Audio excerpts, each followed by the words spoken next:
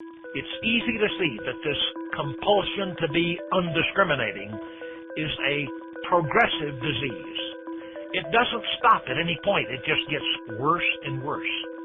It starts off as a mildly wacky denial of reality and progresses to total insanity.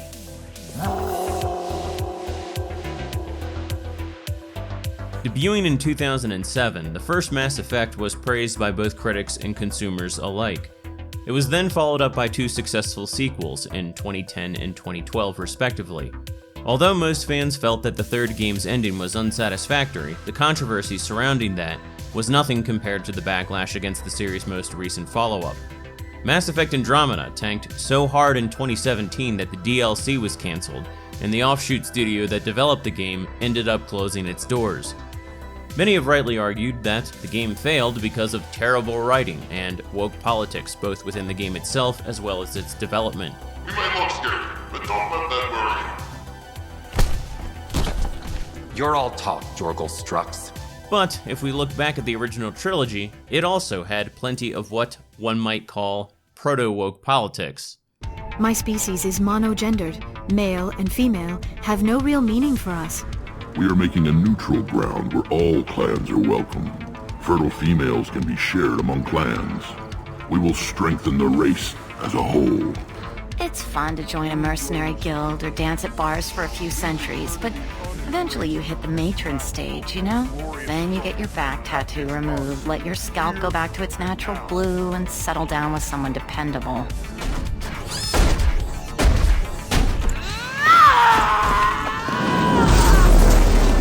I lost a lot of friends that day. I lost my husband. How do you think things will change after the genophage is cured? Our species will find its balance again. Females will help shape the future, like in the ancient days, before we were just pawns of power-hungry males.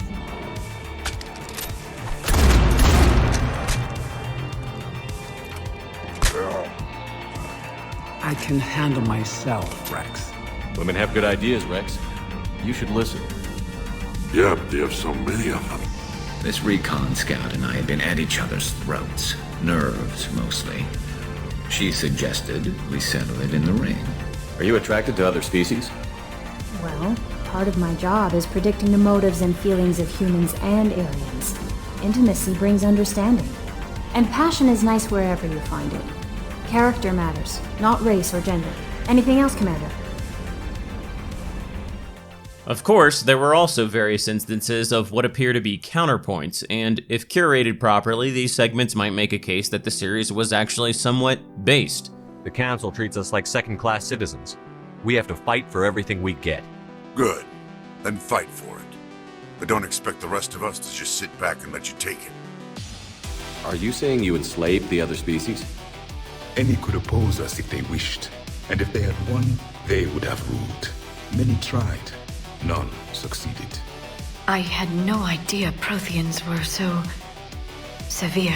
If the ones who know you best can find nothing worthy in you, you should wander the wastes and die alone before you weaken my clan.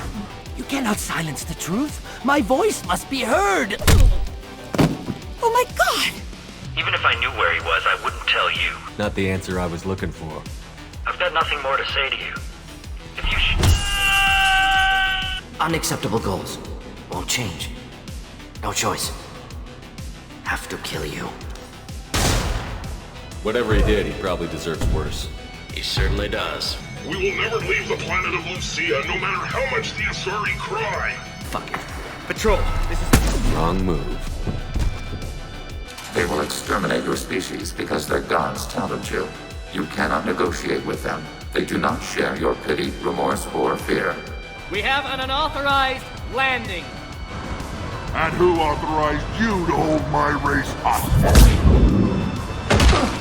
Now, it's tempting to see these contrasted scenes as evidence of player choice and dynamic storytelling crafted by authors who are abstaining from political commentary, but bias can be seen within various elements. For example, the somewhat one-dimensional portrayal of an Earth-first politician who confronts the player on the Citadel. Commander Shepard, it is an honor to speak with you. What's this demonstration about? I'm Charles Saraceno of the Terra Firma Party. With Armistice Day coming soon, we're making our voices heard by the alien appeasers on the Presidium. Can I count on your support in the next election? I don't know Terra Firma's platform. What do you stand for? Our core value is that Earth must stand firm against alien influences, politically, culturally, and in the worst case, militarily. Glad to see some humans growing a backbone. Excuse me, I don't believe human politics are any of your business. My business is whatever I say it is. Stay out of this. Whatever. I'm a patriot, Mr. Saraceno. You've got my vote. It is gratifying to hear that. We can't allow anything like Shanxi to happen again. Since I have your vote, could I convince you to issue a public statement of support for my candidacy? The support of the first human Spectre would be invaluable. We need more politicians with the courage to stand up for human rights. Excellent. I'll have my people contact you. Don't worry. We'll take care of everything. Thank you for your time, Commander. Remember Terra Firma on Election Day, because Terra Firma remembers you. While the player can choose to take a humanity-first stance, it's considered the Renegade option in the game's morality system, which assigns moral points based on player decisions that interact with or alter minor aspects of the story. The morality system is divided into two sides, Paragon and Renegade. In standard English, a Paragon is a model of excellence, while a Renegade is a deserter from one faith, cause, or allegiance to another, or someone who rejects lawful or conventional behavior.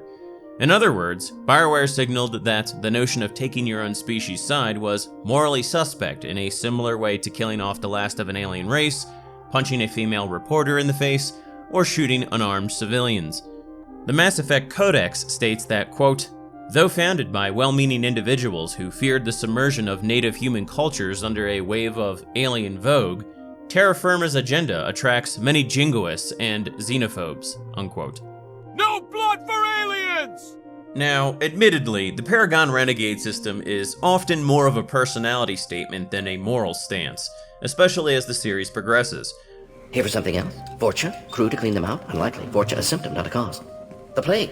Investigating possible use as bioweapon. No. For the love of God, take a breath. I came here to find you, okay? I'm Commander Shepard. I'm on a critical mission, and I need your help. But I don't think this negates the periodic social statements the system makes with its slants. Mass Effect is, in many ways, an exploration of racism via an aliens versus humans dichotomy. Humans are a blight on galactic purity. You, sir, you are a blight. And you, human, and you. Functionally, the series achieves a pan-human tribalist base by moving our perspective outward on the scale of genetic similarity. That is, it reduces the differences between human races by contrasting them with something substantially more foreign: aliens. Films like The Day the Earth Stood Still did the same thing in the 1950s, so this isn't really new, but the extent to which Mass Effect explicitly explores such ideas is fairly unique. Every time humanity asks for help, you ignore us. Shepard's right. I'm sick of this council and its anti-human bull. Ambassador. Saren despises humanity. That's why he attacked Eden Prime. Your species needs to learn its place, Shepard. The first game establishes that humanity is now united under the banner of the Alliance, and is geared toward furthering our collective interests among various alien species. As the wiki states, quote, rather than nations fighting with each other over their differences, it was now us versus them, and the foundations of a united human front were laid, unquote. In the first Mass Effect novel, published as a prequel to the first game shortly before release, the prologue states that the discovery of alien ruins on Mars, quote, had fundamentally united the inhabitants of Earth, and helped usher in a, quote, swift and sudden culmination of the pan-global cultural identity that had been slowly but steadily developing over the last century, unquote. Author Andrew Karpyshyn's description of Captain Anderson is also quite telling. Quote, his features, like most citizens in the multicultural society of the late 22nd century, were a mix of several different racial characteristics: predominantly African, but Grissom thought he could see lingering traces of Central European and Native American ancestry as well, unquote. On page 53, he describes Kaylee Sanders, quote, "Average in both height and build, Kaylee's only real distinguishing feature was her shoulder-length blonde hair. A genetically recessive trait, natural blondes were nearly extinct, but her hair was a dirty blonde, with streaks edging toward shades of brown, and there were still plenty of humans who dyed their hair blonde anyway," unquote. The common theme of ethnic Europeans going extinct is something he reiterates again and again, but what's bizarre is that Karpyshyn hints at the notion that everyone still desires their cosmetic traits. On page 7 of Ascension, he writes, quote, "Intermarriage between the various ethnicities of Earth over the past 2 centuries had made alabaster skin a rarity, and Grayson suspected Q's stark complexion was the result of a minor pigment deficiency she had never bothered to reverse, although it was entirely possible she had undergone elective skin lightening for cosmetic purposes," unquote. Perhaps Karpyshyn's Belazian-derived neoliberal vision of the future informs us as to why throughout the entire series, most NPCs appear racially ambiguous automatons. Bryn, I can't possibly dismantle the genetic amplification components in time. Sure, if humanity were suddenly confronted with an extraterrestrial species, pan-human bonds might strengthen, but I doubt that billions of East Asians would suddenly rush to intermarry with Africans to satisfy some Kalergian fetish. 我是黑鬼，自杀机，More likely, humans would argue internally as to which one of our races would produce the first Spectre, or Citadel Council member. With this in mind, consider how the series asserts that humanity has more genetic diversity than the other races. How are humans more genetically diverse? More variable. Peaks and valleys, mutations, adaptations, far beyond other life, makes humans useful test subjects. Larger reactions to smaller stimuli. I know we can look much different from each other, but Asari have a wide range of skin tones. No, ignore superficial appearance, down to genetic code. Biotic abilities, intelligence levels. Can look at random Asari, Krogan, make reasonable guess. Humans, too variable to judge. Outliers in all species, of course. Geniuses, idiots. But human probability curve offers greater overall variety. So basically, Morden is saying that prejudiced assumptions about individual Asari and Krogan are totally reasonable, because due to a lack of genetic diversity, most individual Asari and Krogan have highly comparable levels of intelligence and ability with any other member of their race. The scene is intriguing because it almost admits the phenomenon of human races, yet it omits the fact that different human populations don't share equal distributions of traits and abilities. The human diversity that BioWare celebrates is literally because of partial speciation, yet they strongly imply that there are no meaningful trends. In fact, Karpyshyn reduces human diversity down to a set of superficial cosmetic traits that ultimately don't matter because of hair dye and skin bleaching techniques. Moreover, he does this as he praises the homogeneity of other races.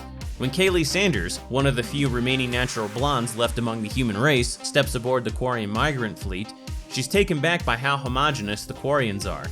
Quote, "Apart from Lem, who was easy to identify because of his boot, she had learned to rely on specific subtle differences in their clothing to tell the Quarians apart. For example, Sito had a small but noticeable discoloration on the left shoulder of his envirosuit, as if it had been rubbed or worn at constantly over many months. However, if Hendel and Grayson were both wearing envirosuits, it would have been easy to tell them apart without relying on similar tricks. Hendel was half a foot taller and 70 pounds heavier than Jillian's father. That same degree of variance simply didn't exist in the Quarian population. It's like that with all the other races, Kaylee thought to herself. For some reason, humans just have more genetic diversity than the rest of the galaxy. She hadn't really noticed it before, not consciously, but here on the bridge of the Idena, it seemed to strike home.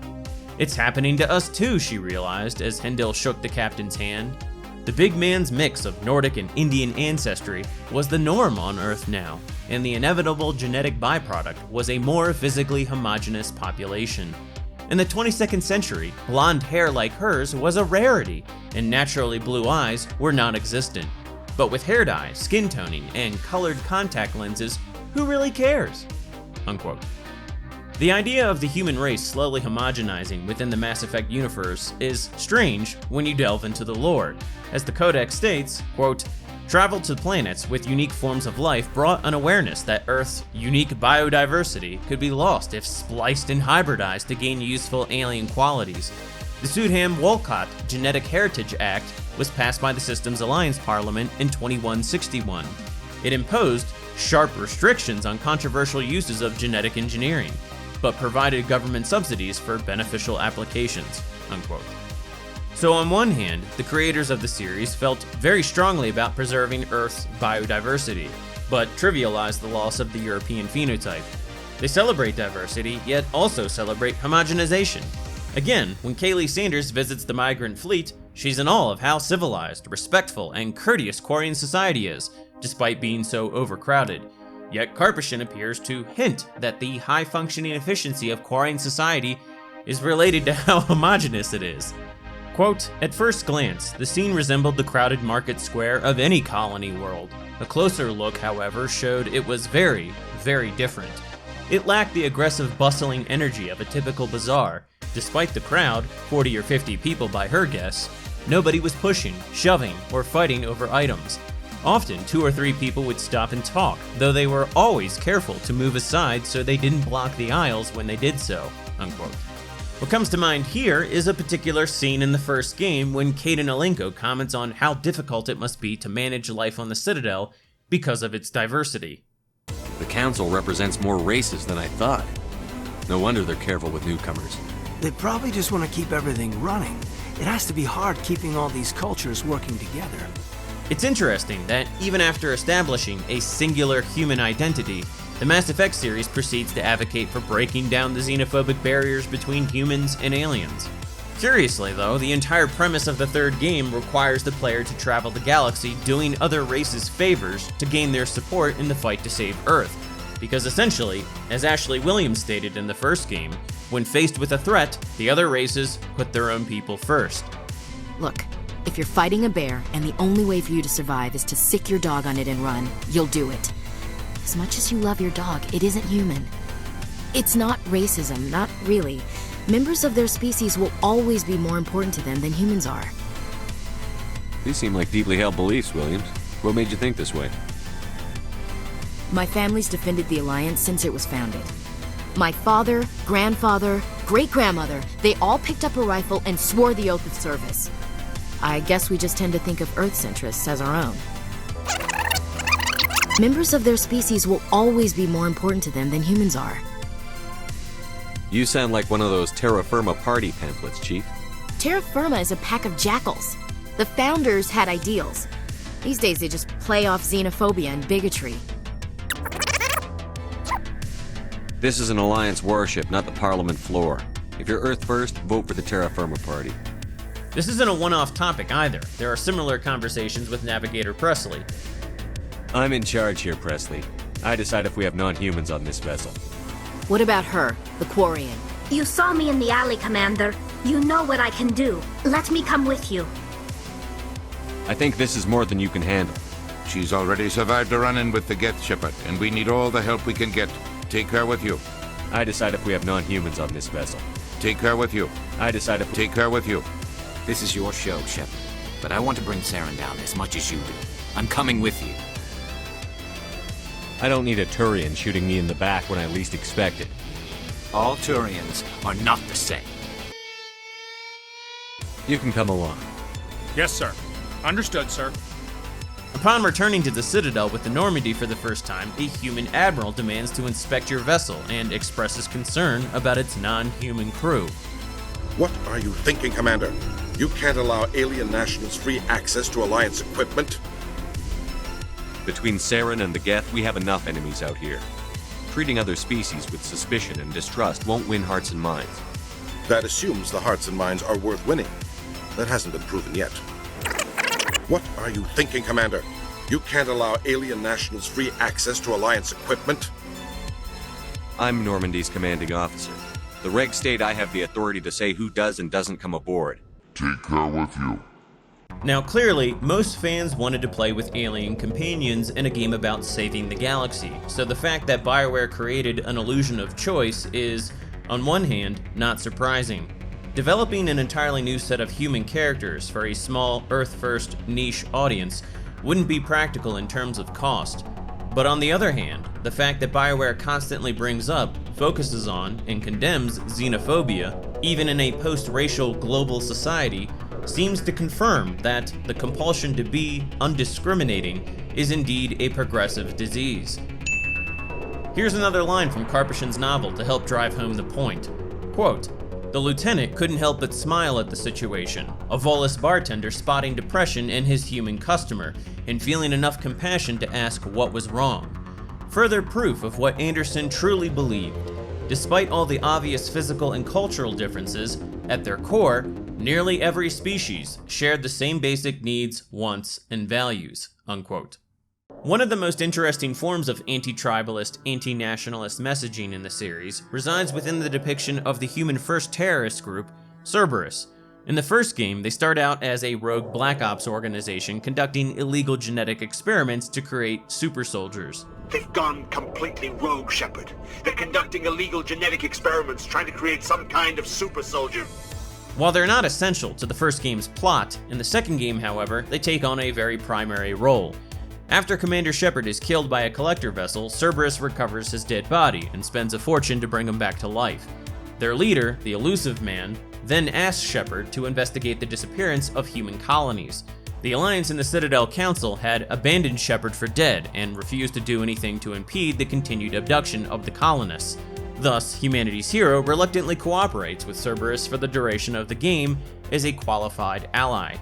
Initially, the writers give the player opportunities to explore the shadowy group's motivations. Rather than portray them in strictly negative terms at first, they set a somewhat inquisitive tone. I know what we're doing here, but what's Cerberus' long-term goal? The advancement of the human race. Nothing more, nothing less. The Solarians have the Special Tasks Group.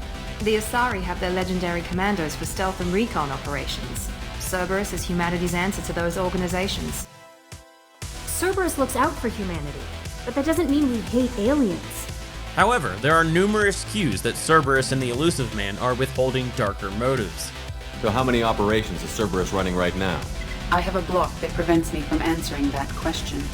You'll pardon us for not taking you at your word, Cerberus. You have been manipulated by Cerberus, and before them by Saren. That's right. They used to stage fights here, pit me against other kids. I don't know who you are, but Cerberus threatened the security of the migrant fleet.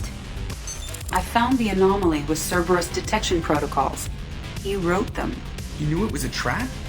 Why would he send us into a trap? Clearly, the player is not meant to trust the group and is to remain suspicious. The second game's codex entry is quite overt in terms of how Cerberus is viewed. Immediately following the First Contact War, an anonymous extranet manifesto warned that an alien attempt at human genocide was inevitable. The manifesto called for an army, a Cerberus, to guard against invasion through the Charon Relay. Derided as survivalist rhetoric written by an elusive man, the manifesto and its anonymous author soon fell off the media radar. But in 2165, terrorists stole antimatter from the SSV Geneva. The sole figure arrested named his sponsor Cerberus.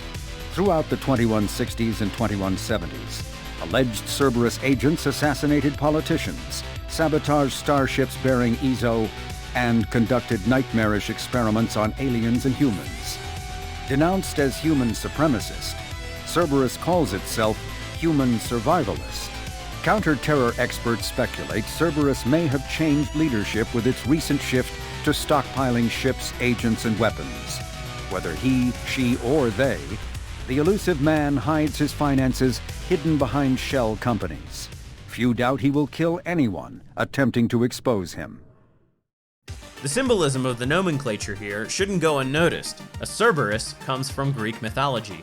It is the Hound of Hades that guards the underworld, preventing the dead from leaving and the living from entering. Charon is the ferryman escorting the dead across the River of Styx. Thus, a vivid analogy can be made.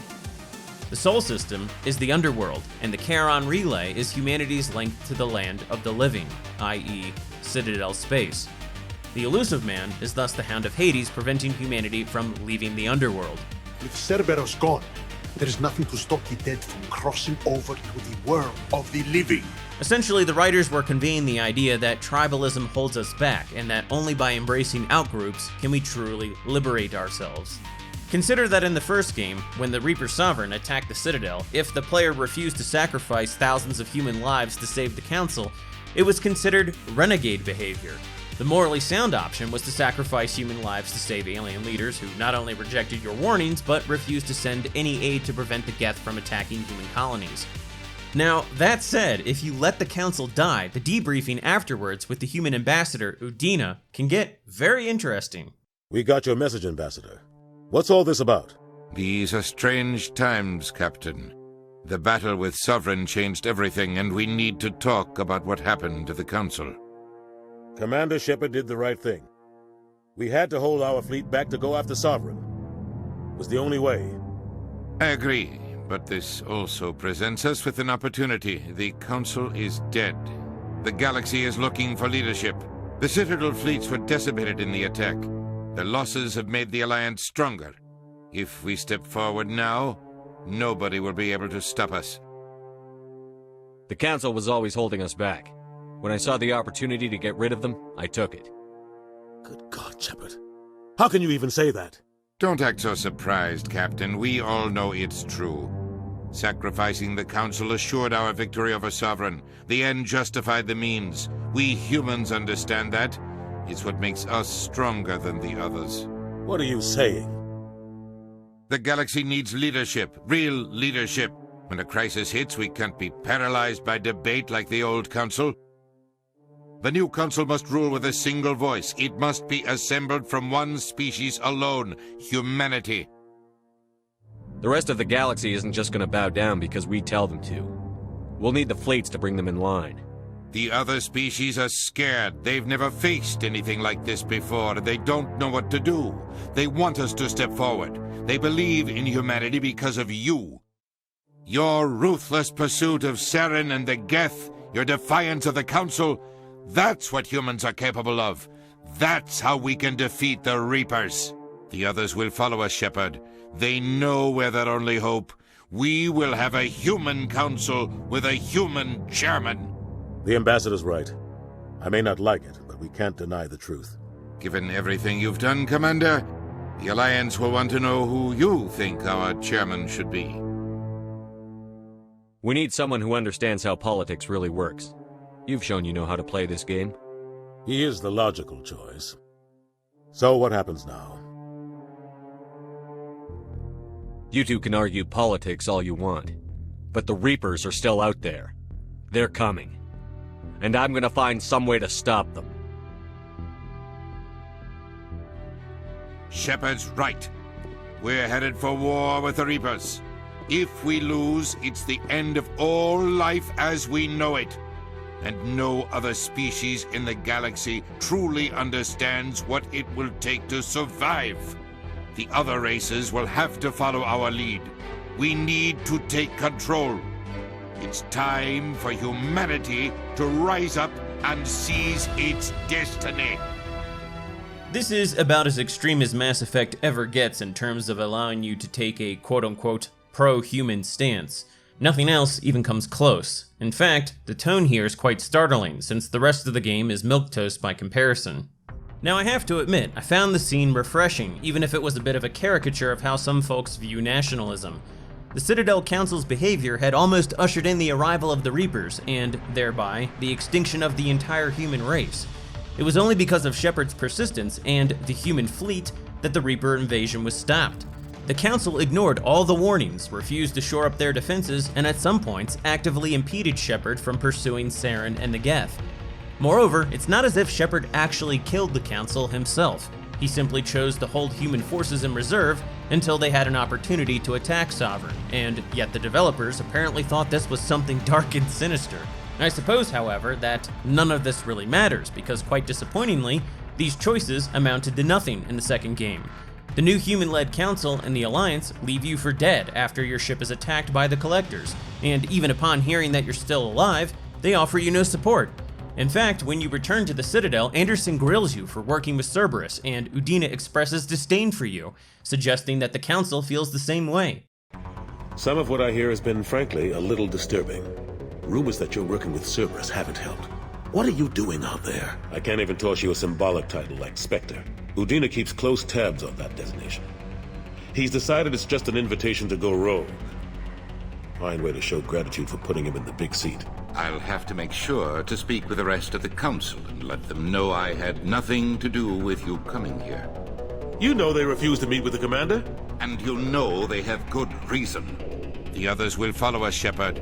They know we're their only hope. We will have a human council with a human chairman. Udina and the others have spent the past 2 years convincing themselves the Reapers don't exist. We're headed for war with the Reapers. If we lose, it's the end of all life as we know it. And no other species in the galaxy truly understands what it will take to survive. Even Ashley Williams, the patriot xenophobe, is now angry at you for teaming up with Cerberus. You're with Cerberus now? I can't believe the reports were right. You've turned your back on everything we stood for. The past is done. You need to focus on what's happening now. You saw it yourself. The Collectors are targeting human colonies, and they're working with the Reapers.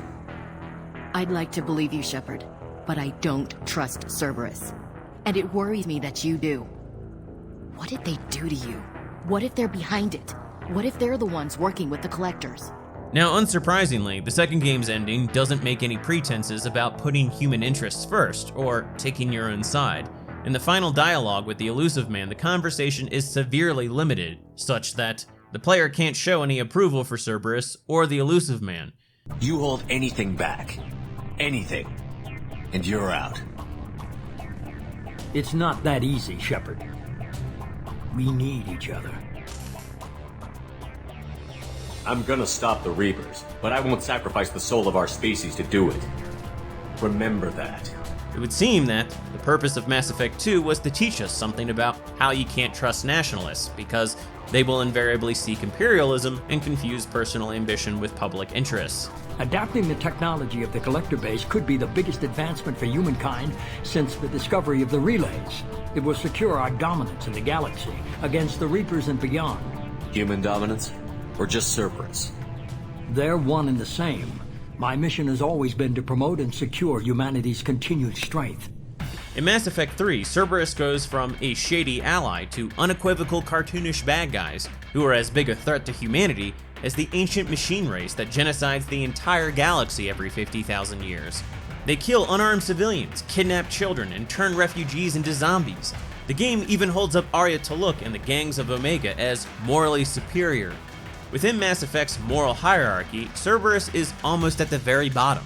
The only people lower are Shepard's Cerberus clone and his sidekick who abandoned Cerberus because they worked with aliens in the second game. You're Cerberus? Was. Mr. Elusive and I didn't see eye to eye. We were a pro-human group who started looking to aliens for help. So I bided my time. And when I found another you who agreed, I woke him up. Now, the somewhat sympathetic touch given to Cerberus in the second game was likely little more than a way of showing you that your teammates working for the Elusive Man weren't bad people per se, but simply misguided. In Mass Effect 3, your former Cerberus squadmates leave the ultra-nationalist group after seeing the Elusive Man for what he actually was, a master manipulator whose humanity-first fanaticism threatened not just humans, but the survival of the entire galaxy. Cerberus troops are attacking the base. Get the females out of there now! Cerberus is attacking the facility. They're after my students. If the Elusive Man is good at one thing, it's finding new ways to subvert science. I can get this intel to Eden Prime's resistance. Maybe it will help them fight back against Cerberus. We sent a recon team to investigate and the Cerberus squads reacted by targeting civilians in public facilities. Shepard, the Citadel is under attack. Cerberus troops are everywhere and they're in control of the docks.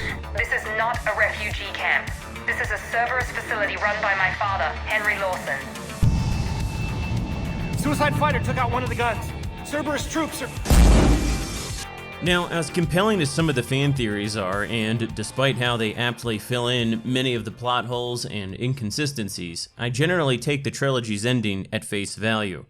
The galactic community pulls together its resources and creates a giant super weapon called the Crucible, which can destroy their ultimate enemy, the Reapers, an ancient machine race that wipes out all advanced organic civilization in the galaxy every 50,000 years.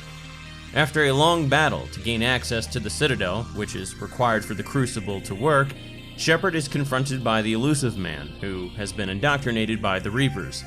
The Elusive Man impedes Shepard from activating the Crucible and tries to convince him that the key to saving humanity is to control the Reapers, rather than destroy them. Shepard asserts that the Elusive Man's lust for power has betrayed humanity. You're weak, and you're selfish. Because of you, humanity will suffer. No! I saved humanity! No. You sacrificed us for your own selfish wants. Your lust for control. Then, Shepard can either aggravate the Elusive Man to the point where he has an opportunity to shoot him. I am the pinnacle of our... Or he can convince him to commit suicide. The conversation unfolds without any real differences, always conveying the idea that trying to control the Reapers is morally suspect. Afterwards, Shepard collapses at a control panel and is then raised up to the inner sanctum of the Catalyst.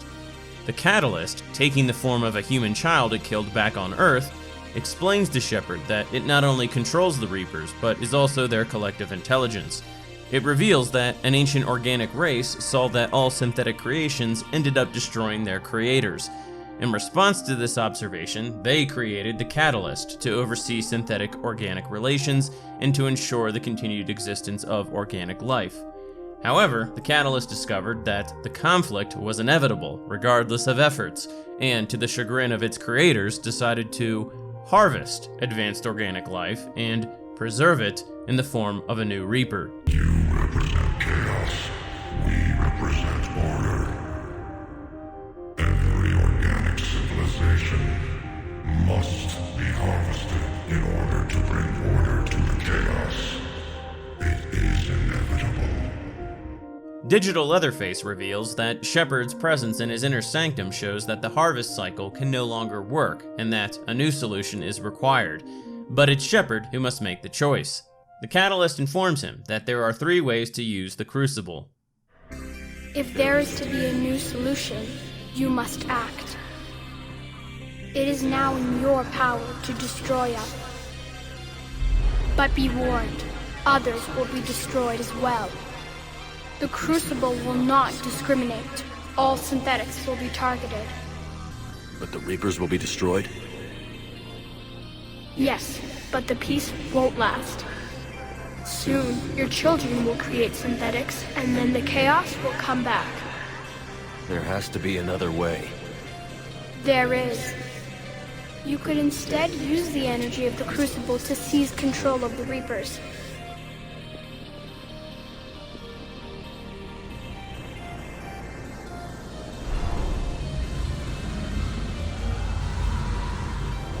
So, the Elusive Man was right after all.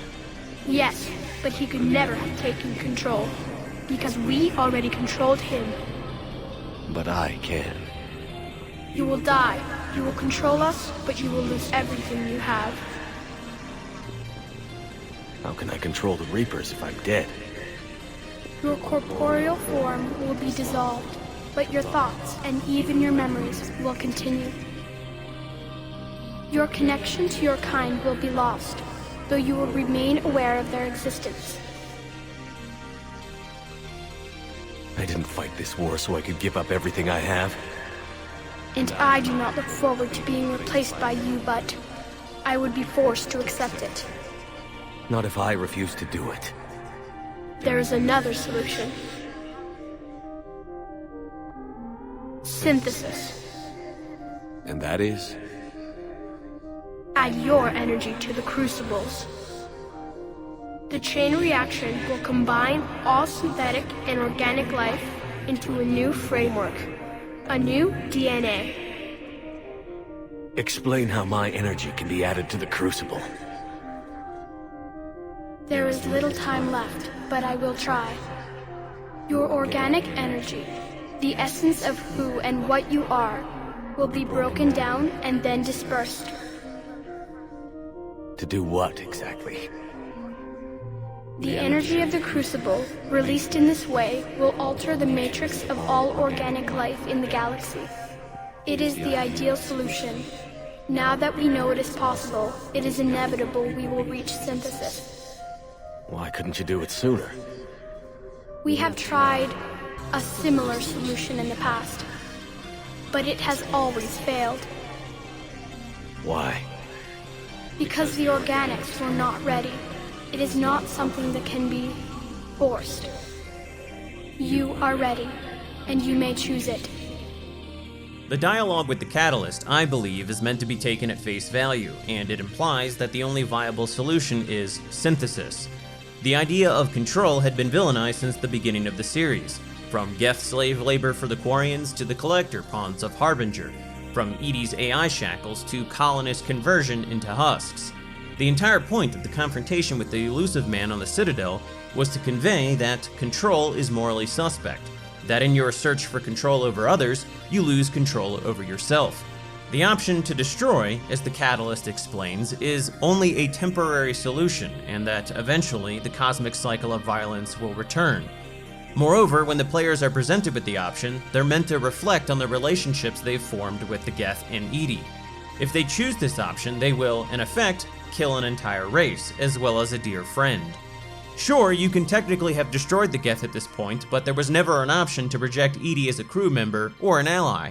And, more importantly, the game's plot devices all forcefully led you to at least entertain the notion that the Geth were people too.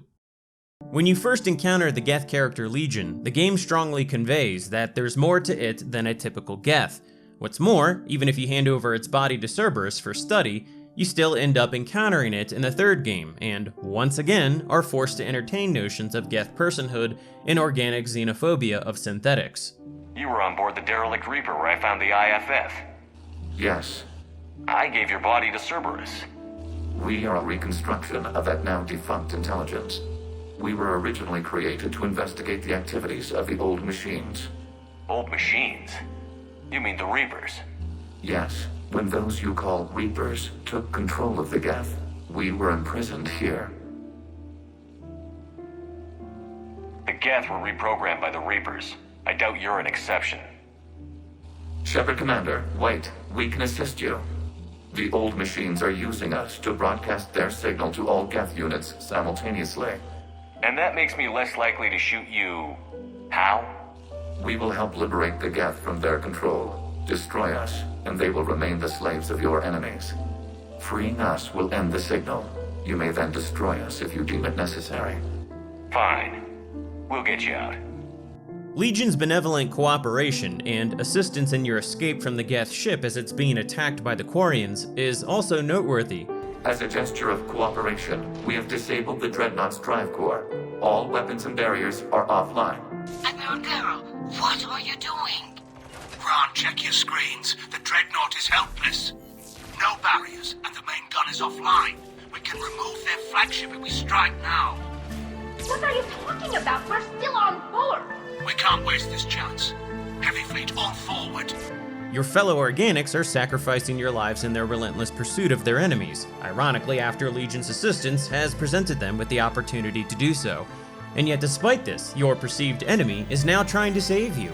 The idea is that your in-group is willing to kill you, but this individual from an out-group is trying to help you. The series often suggests that synthetics and organics are fundamentally different from one another, while at the same time it signals that the Geth-Quarian conflict arose because of typical tribalist dynamics. For example, if Shepard allows the Quarians to destroy the Geth, Edie expresses disapproval. Come on, Edie. Look, I know how you feel, but... That is unlikely, Jeff. An entire species of synthetics has been utterly destroyed. Letting the Geth get that upgrade would have sentenced the Quarians to death. They had civilians. Children. The children and civilians were effectively held hostage by the Quarians themselves. They forced the issue. You chose the more sympathetic race. The organics. That's a load of crap. The Geth didn't get turned into husks. They chose to join the Reapers. Extenuating circumstances, yeah, but still. Some of the Geth saw the Reapers as gods. So don't act like we're the bad guys for not trusting them. You are right, Jeff. Perhaps you are not the only ones who instinctively side with the familiar. What's interesting about this scene is that it takes for granted that it would be wrong for Shepard to choose the Quarians over the Geth for any kind of racist motivations. And yet, curiously, EDI acknowledges her own bias toward fellow synthetic beings, though she does so with a certain disregard for what Jeff actually said. Jeff didn't concede her accusation of racism. Instead, he rejected it and went on the defense, asserting that the Geth chose their side. But the writers strongly undermine this perspective with the aggressive nature of the Quarian fleet in face of Legion's repeated attempts at diplomacy. Come on, Admiral. That's a living creature, no matter what platform it's running on. And they will die when we destroy the base. They allied with the Reapers. To save themselves from you. Your entire history is you trying to kill the Geth. You forced them to rebel. Mass Effect 3 shifts the focus completely away from the past atrocities committed by the Geth, who had murdered thousands of humans on Eden Prime and tried to bring about a galactic extinction event. Instead, the game seeks to show how they've been victimized as a race, and floats the idea that you can end the conflict by making them stronger. We can confirm that the Geth are no longer being directed by the old machines. We are free. You did it, Shepard. The Geth fleet has stopped firing. They're completely vulnerable. Shepard Commander, the Geth only acted in defense after the creators attacked. Do we deserve death? What are you suggesting? Our upgrades. With the old machine dead, we could upload them to all Geth without sacrificing their independence. You want to upload the Reaper code? That would make the Geth as smart as when the Reaper was controlling them. Yes, but with free will, each Geth unit would be a true intelligence. We would be alive, and we could help you. Sure, the game makes it possible to broker a lasting peace between the Geth and the Quarians, but this was a completely naive and maladaptive mindset to reinforce in players. The fact is that even if you believe Legion is sincere, you're still gambling with billions of people's lives. There's no proof that the soon-to-be fully upgraded and independent Geth will share Legion's supposed goodwill. And again, he could simply be lying. His motivation for cooperation up until this point could have been to simply acquire Reaper upgrades for his people without Reaper control. It may give us warm fuzzy feelings to resolve this conflict peacefully, but after weighing the potential consequences, it seems like an obscene risk. If Shepard resolves the conflict peacefully and the Geth survive after Legion sacrifices himself to upgrade the Geth, then EDI expresses gratitude for Shepard's lack of in-group preference. After seeing what the Geth Rebellion really looked like, I figured they deserved a chance. Thank you, Commander. I doubt many organics would have trusted a synthetic race. And now we've got 2 fleets for the price of 1. We didn't lose anybody. Except Legion, before it sacrificed itself. Legion referred to itself as I instead of we. Direct personality dissemination required. Shepard Commander, I must go to them. Yeah? So? The singular pronoun indicates Legion's independent personality had fully actualized. In its last moments, it was not an avatar of the Geth consensus. It was a person. Curiously, EDI then comments on the historical errors of the Quarians with regards to their creation of the Geth. I was just reflecting. The Quarians' historical era was not making the Geth enough like them. I'm not sure I understand. Units with networked intelligences will trend toward cooperation for mutual benefit. But units with central heuristics establishing an individual personality, such as myself, develop preferences.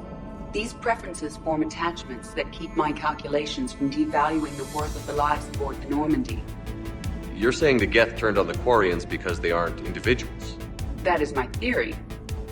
Now, putting aside that EDI appears to have forgotten that the Quarians are a highly collectivist ethnic group, it seems that she's trying to convey that fully aware, intelligent beings view themselves as individuals rather than members of a group, and that conflict stems from competing group identities. And yet EDI gets upset at Shepard for not extending trust to millions of quote-unquote individuals with whom he's never interacted, aside from the avatar of their supposed consensus, which had betrayed his own people in a civil war over the future of their race.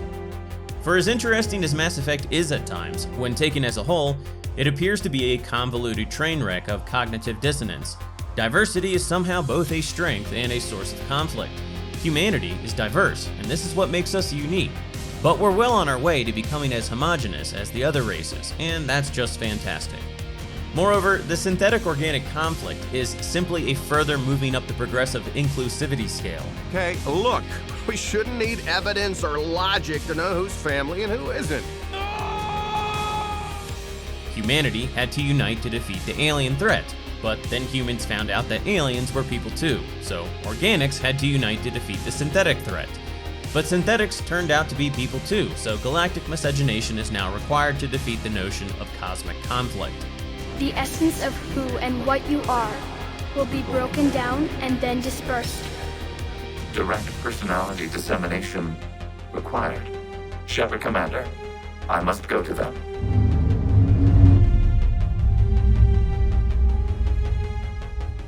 Each Geth unit would be true intelligence. We would be alive, and we could help you.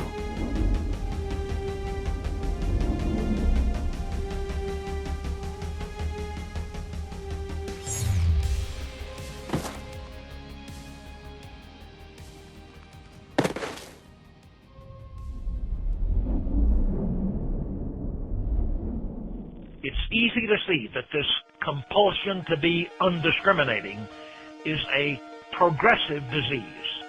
It doesn't stop at any point. It just gets worse and worse. It starts off as a mildly wacky denial of reality and progresses to total insanity. It is a disease to which most normal, otherwise sane people are susceptible. They don't ordinarily develop the disease by themselves, but it can be induced in them by a sufficiently skillful and prolonged brainwashing campaign. Ordinary, reasonable people can be made to believe the most extraordinary and unreasonable things if they are subjected to prolonged brainwashing. It was mutating our environment. It was destroying everything. It wasn't destroying. It was changing everything. It was making something new.